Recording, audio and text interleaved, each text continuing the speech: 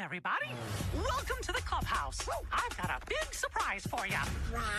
What is it? Disney Junior's Mickey Mouse Clubhouse Plus. I can't wait to see ya. Monday mornings on Disney Channel.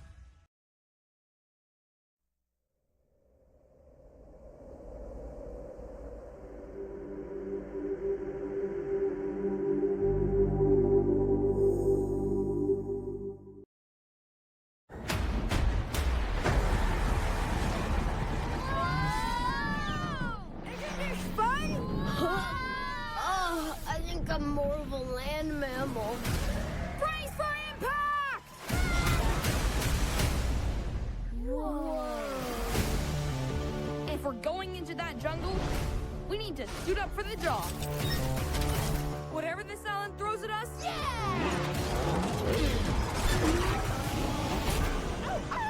we'll be prepared.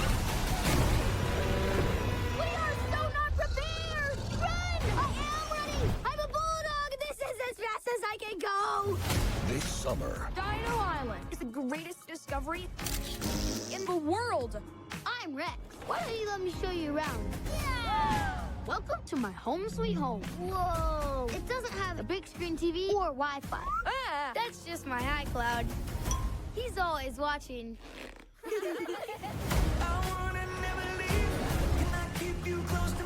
This island has the biggest diamond mine in the world. come here, beautiful. When in doubt, we blast it! That's a volcano! You're going to destroy the island! We need all the help we can get!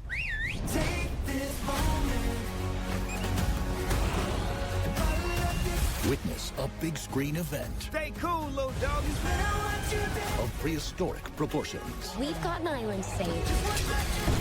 Who's with us? What was that? It's my stomach.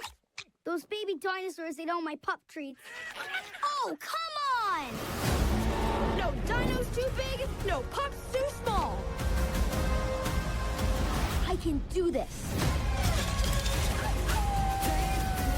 Paw Patrol, the Dino Movie.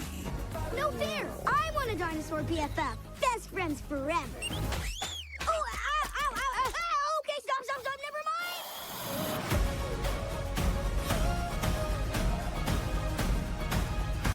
Ang mga tinututukang balita at istorya sa #1 newscast sa bansa. Hatid ng dekalibreng anchors at hosts ng GMA Integrated News. Mel Tiangco, Vicky Morales, Emil Sumangil. Kasama sina Iya, Kuya Kim, Martin, at ang buong puwersa ng GMA Integrated News.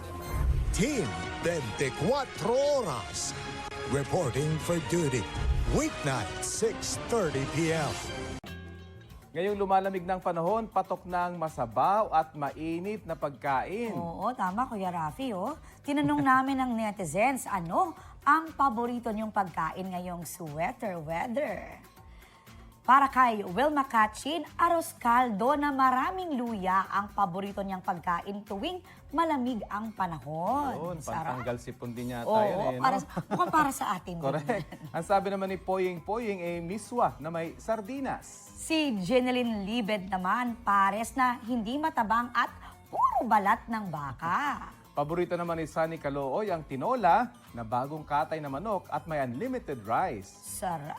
Talagang nakaspecify. Oo. Bagong katay na manok. At unlimited rice.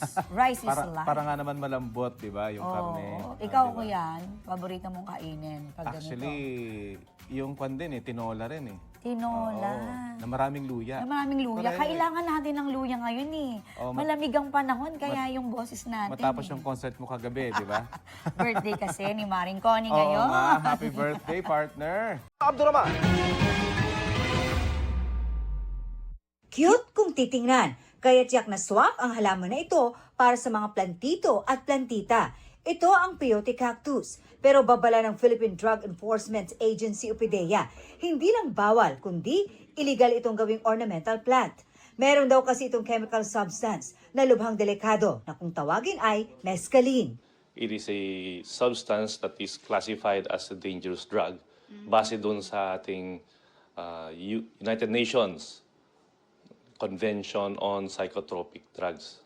It causes hallucinations, nausea, and meron din yung mga sakit sa ulo, vomiting. Ito yung recorded na adverse effects.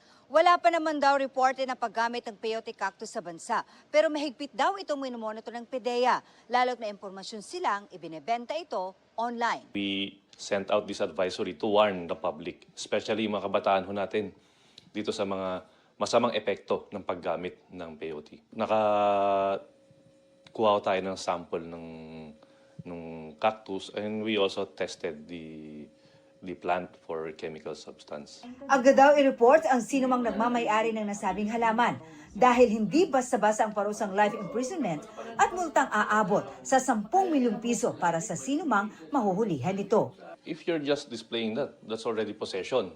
So sa possession of dangerous drugs, may kakibat na penalty ho yan. If you're going to plant naman itong peyote, that's already cultivating. So that's cultivation of plant. Para sa GMA Integrated News, Marisol Abduraman, Nakatuto, 24 Oras.